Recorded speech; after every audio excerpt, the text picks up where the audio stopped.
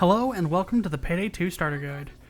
For more information about the Starter Guide, check out the first episode linked in the description below. Today we are going to be talking the skills and perks in Payday 2. Again, not all of them like we do with the weapons, we'll be covering each tree in general terms, and I'll talk about any skills I really endorse. Additionally, we're not going to talk every perk deck in detail, but instead kind of generally go over each archetype and drawing attention to certain perks I think are good for new players. I think that's enough of an overview, let's get right to it.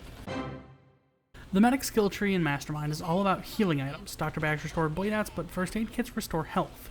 You can carry 4 charges in 2 bags each in the former and 14 individual charges of the latter.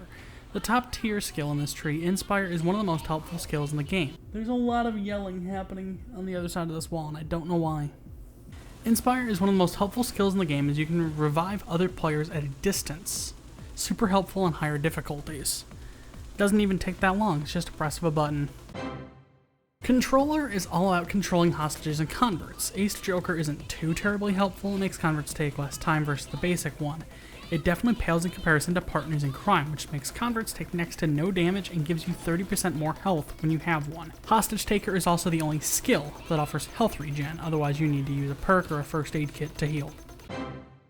Using a DMR or a sniper, Sharpshooter offers a variety of perks for single-shot weapons, most notably Graze, which gives you a meter's diameter around each sniper round's trajectory provided the bullet hits an enemy. If you use sniper rifles, it's by far the best skill to have. I think you could figure out what the shotgunner tree benefits. Of all the skills here, 2 stand out as super helpful. Overkill ramps up shotgun damage by 75% following a kill, which is compounded by the Ace version also affecting other weapons in that 20-second window. This is great for beefing up usually weak weapons like light pistols and rifles.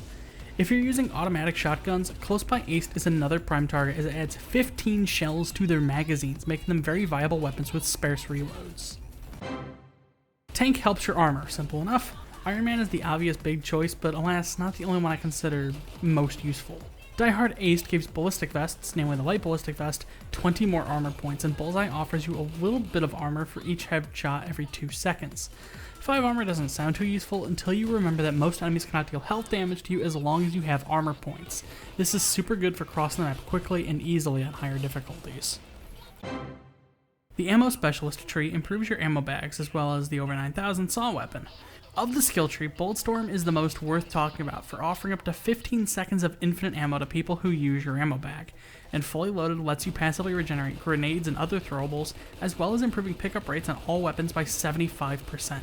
This makes things like more powerful shotguns and DMRs a lot more practical in the long run, saving more ammo for your team.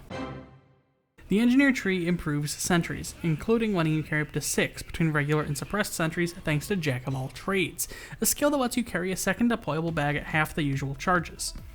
Past that, I personally don't find sentries much too useful these days, they were really only good during and immediately after Update 100. Breacher contains skills to make drills easier to use, including making them take less time and repair easier, but it also includes 3 skills for the Shaped Charge and Trip Mine deployable. Of these skills, Drill Sergeant and Fire Trap are the 2 most useful in my books, the former making drills and saws take 30% less time, and the latter turning the humble Trip Mine into a potent Molotov replacement for DLC-free players. Oppressor is the exact opposite of Sharpshooter. It focuses on the fast and furious in our arsenal, the light rifle, the SMG. These skills affect special weapons, SMGs, and rifles set to automatic fire, and of the bunch, I'd like to give attention to a few actually. Steady Grip is a simple but effective skill, offering tons of accuracy and stability to these weapons. Fire Control makes hip firing them a little more viable than usual. Surefire Basic offers these weapons 15 more rounds to a magazine, and Lock and Load lets you hip fire weapons while sprinting, while also letting you reload automatic weapons more quickly. And that's not even getting into body expertise, which adds a hefty chunk of the headshot damage multiplier to automatic weapons body shots. All around, if you're prone to playing more high octane, you'll find a home in these skills.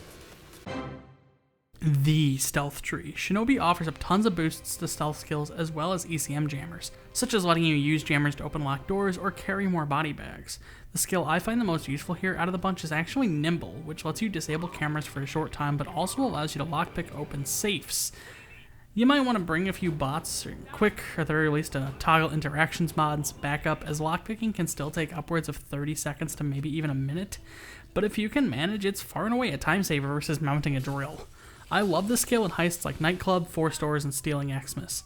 Not a very useful tree in loud gameplay, but the best one hands down for stealth players.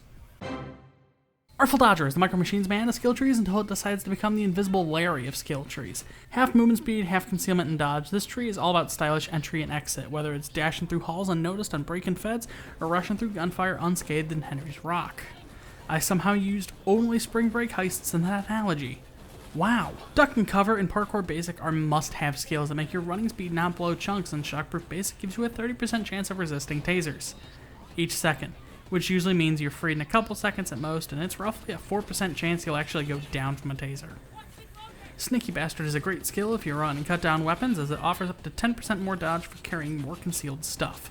A super helpful skill tree boasting all the best blitzing skills. Remember, if it's not Artful Dodge, then it's not the real thing. One thing to note with dodge is that when you take damage, it rolls your dodge chance, and if your chance is high enough, you'll take 0 damage. The screen flashes yellow when this happens. This check is rolled each time you take damage, and as long as you don't get hit by a stronger attack, you'll stay relatively safe. Just make sure you don't stay out too long, as that chance can and will fail, and once it does fail, you're kind of just stuck. Dodge on the whole takes to little mistakes a lot better, but on the whole will take more damage than armor. Its biggest boon is that you have much faster movement speed while dodging due to the suit and light Ballistic Vest taking to dodge the best, whereas you'll likely want much bulkier armor in an armor build, which slows you down. The Retired Champion of Skill Trees, Silent Killer, offers bonuses for concealed and or suppressed weapons, and a bonus for aiming down the sights, taken from the old Sharpshooter tree. If this tree's claim to fame isn't Low Blow, offering up to 30% critical hit chance under the same restrictions as Sneaky Bastard, then it's the Professional, which gives a suppressed weapon 8 stability and 12 accuracy, which are huge boosts that push these weapons above and beyond. Gunslinger is a tree all about pistols and lots of them. Akimbo grants a stability and max ammo boost to Akimbo SMGs and shotguns too, but for the most part, you're here to give your Berettas and broomsticks a boost. Trigger Happy Basic is by far the most notable skill beyond Akimbo, offering up to 120% more damage on each pistol hit for 2 seconds, which means a constant damage doubler if you're using something fast and light. 2 extra seconds isn't particularly helpful, the basic version is just enough. This is excellent for making light and medium pistols viable on intense difficulties. Revenant is a skill tree worth dying for. Literally. 9 Lives jumps out of the gate by giving you an extra down when aced, which helps out more than probably any other skill in the game. Swan Song offers 6 seconds of invincibility and infinite ammo before you hit the ground, enough to finish up a tricky objective or clean up enemies all around you. Feign Death revives you within a couple seconds 30% of the time, and Messiah just lets you pick yourself right back up on 1 kill once per Dr. Bag use, which is great if you're prone to playing Lone Wolf on missions or just don't trust the AI companions. I don't blame you. You'd be forgiven for thinking Payday 2 has melee combat, but luckily that's where Brawler comes into play. Double the damage of melee weapons, half your reload time on a melee kill, build up stacks of melee damage for gun kills, and probably the most interesting pair of skills in the game, Berserker and Frenzy. Berserker Ace doubles your gun damage and increases melee damage by 250% when you're below half health. Frenzy caps your max health at a bit below half, meaning the skills are always enabled. That said, you're not always doing double damage because of how Berserker works. Berserker acts linearly based on 50% health to 0 health. Frenzy puts you at 30% health, which means a 40% increase in gun damage and 100% more melee damage. And when you're revived on Mayhem or above, you're at 10% health, which is 80% gun damage and 200% melee damage. These 2 skills are very high risk but very high reward, and pair well with lots of armor like what you'd find in some perk decks. Speaking of, we interrupt this rundown of perk decks for a quick helpful list of rules, air quotes, about skill points. I personally consider my skill choices last after I've picked out a perk deck and some weaponry, as your choice of perk and guns will dictate some of where your points will go. In a very armor-reliant perk deck like, say, Anarchist, I'd want to invest in Tank, and if I'm using the Thanatos and a Deagle, I'll probably want some combination of Sharpshooter and Gunslinger skills. Don't get stuck on the notion that you've got to spend all 120 of your eggs in one basket. A good skill build is made up of skills from more than one class. I find a good place to start a new build, especially on lower difficulties at a lower level, is to pick up 9 Lives Aced and Duck and Cover, Parkour Basic, all of these to ensure I have a down to spare and some extra movement speed. From there, I will consider if I'm bringing a shotgun, and if I'm not, I'd invest in Steady Grip Aced, as long as I have the points to spare. Past that, Bullseye Basic is the one last skill I deem essential for a starting skill build, but don't think that every build needs these. Experiment, try out the different trees and skills, just make sure you strike a good balance between weapon bonuses, self-preservation, and team play. A higher capacity ammo or Dr. Bag, a faster drill, an extra down, faster sprint speed, they can all play a role in making sure a team can survive the heist. This was my quick PSA on skill composition, now back to your regularly scheduled perk deck waffling. Perk decks are a set of 9 cards that make up what I'd consider your core gameplay loop in Payday 2 is all about. Perks radically change how you play the game, and at the heart of this is the Perk deck's odd-numbered cards. Every Perk deck's even cards are the same, giving you a handful of bonuses like more headshot damage, a little bit more experience, slightly higher pickup rates, some free trash, 5% more damage, 20% faster dock bag usage, and a slightly greater chance of finding an infamous mask pattern, material, or color at the end of missions. But the odd-numbered ones are where things get interesting. But how do you unlock a perk deck? As you gain experience, you can cash it in for perk deck points. The number you get is based on when you click the perk decks tab. You get fewer points for your experience as you level up, so you want to check back often. To find out how much experience it takes to get a perk deck point, generally the rule of thumb is to round up your level to the next multiple of 10, and then multiply that by 10. So if you check in at level 23, you'd need 300 experience points to make 1 perk deck point. At level 59, it's a 600 to 1 ratio. At level 60, it's still a 601 to ratio. But once you hit level 61, it becomes 700 to 1. At early levels, cash in your perk deck points often, but at the very least, I'd say it's best to do it when your level ends in an 8, 9, or 0. It costs 13,700 perk deck points to complete a single perk deck, which seems daunting, but I promise it gets a little easier as you level up and go infamous. So now we have perk deck points, and we've got perk decks in front of us. So how do we decide which perk decks to invest in? Well, I've divided these decks into a few categories, and we'll talk these categories separately, but talk about what makes each perk deck a little different as well. I'll also point out a few favorites that I think are easiest for new players to wrap their heads around. Without further delay, let's talk some perks. Armor perk decks are by and large about improving your armor value. Big surprise. Armor doesn't really offer many caveats, 35% more armor and a bit of invincibility when your armor breaks. Crook offers 65% more armor provided you wear a Ballistic Vest, so no CTV, flak jacket, or ICTV, and also offers a bit more dodge. Hitman and Yakuza really don't offer more armor, but instead speed up how fast your armor regenerates. And Anarchist and Sociopath improve armor, but function more like regen decks, which we'll talk in a bit. Anarchist in particular makes your armor super beefy, improving them by at least 138 armor points, but it regenerates in small chunks as you deal damage or just hang around. Of the bunch, I consider Armorer and Crook the best 2 perk decks for newer players. Crook more so if you're planning to stick with the light Ballistic Vest for most of your time playing. Rogue, Burglar, Sicario, and Crook, what are you doing back here? Yeah, a few perk decks are hybrids of 2 or more of these archetypes. I don't really think many of these are outright bad, it just kind of depends on what you're into. Rogue is a straight 45% dodge chance, increases, well, is nearly almost twice as fast weapon swaps. Crook offers 40% more damage while wearing a Ballistic Vest of some kind. I don't know if I said damage or dodge. Crook offers 40% dodge while wearing a Ballistic Vest of some kind. Burglar offers 30% dodge chance as well as plenty of stealth-centric bonuses like faster pager interactions and lockpicking. And Sicario gradually increases your dodge chance as you take damage, and your armor regenerates when you do successfully dodge, at the cost of turning the perk's dodge chance back down to 15 once you do.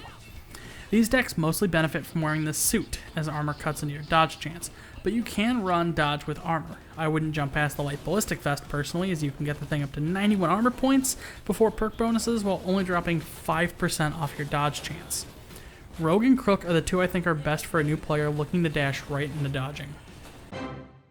Health regen decks make up the bulk of the perk deck roster for some reason and come in a variety of flavors. Muscle gives you 80% more health as well as a bit of health regen and the ability to cause enemies to panic.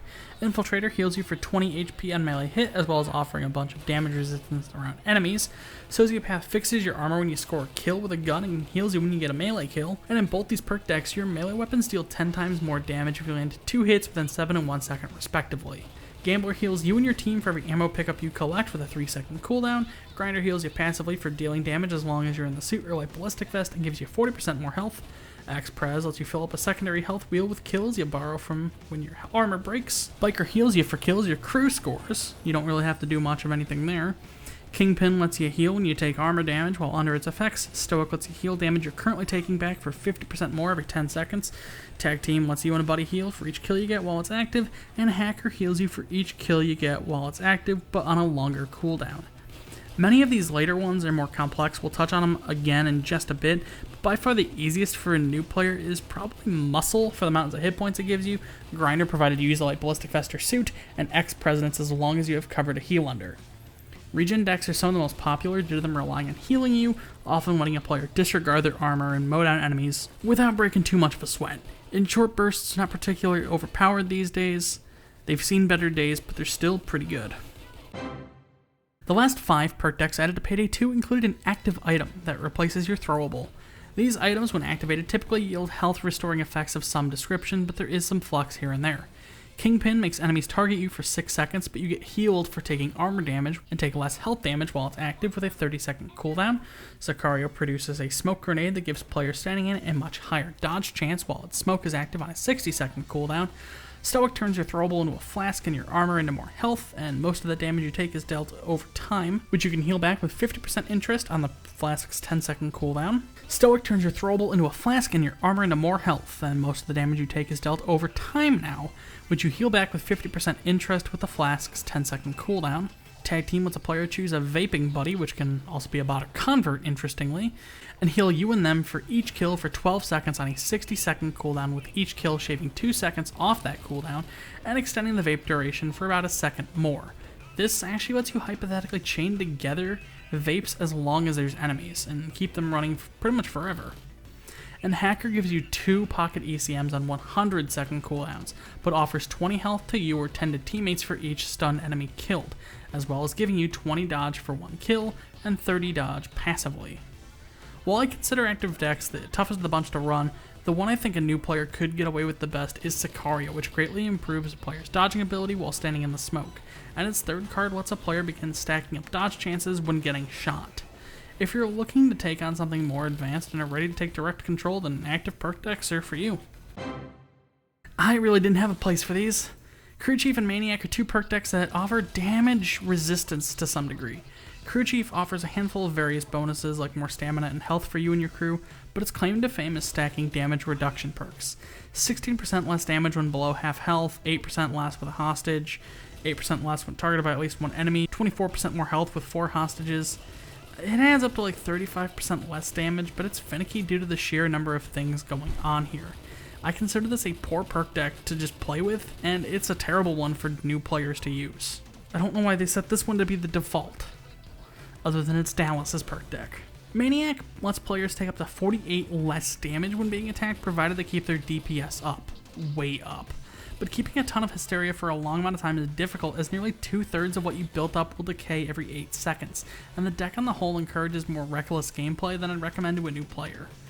I'd consider these decks more difficult to use than active decks, and they're generally not as effective, but they're not outright bad. Crew Chief probably comes the closest. Once you get a feel for it, Maniac can be a very effective tool for taking care of rowdy crowds, as you can easily light them up and tank a bunch of damage while doing so. They're not quite armor, dodge, or health regen, and if you're looking for something different, they're definitely worth a shot. Maybe not like right out of the gate, definitely something to experiment with later. In conclusion, pick a perk deck that speaks to you and stick with it. Get it up to its 9th card and then go after the next one that appeals to you. This deck will become the cornerstone of your build for a while until you can diversify your portfolio. I don't recommend chasing after all 20 decks at the same time. Focus on one while your perk deck conversion ratio is low and level it up as quickly as you can. Consider what situations your perk deck would work best in and build around them. Grinder, for instance, works best with light ballistic vest and automatic weapons for lots of stacks, so I'd want to invest in tank and oppressor as well as the usual 9 lives and such. Here I can create the start of a build that we can begin to take to Loud properly. Join me next time when we go over some of the heists a new player can expect to enter, as well as other tidbits about how Loud gameplay works. That's about all I've got for skills and perks. Thanks for watching. Until next time, this is the 2nd longest script I've ever written. If you like this video and you'd like to see more, I'd recommend subscribing. Patreon and social media links are in the description.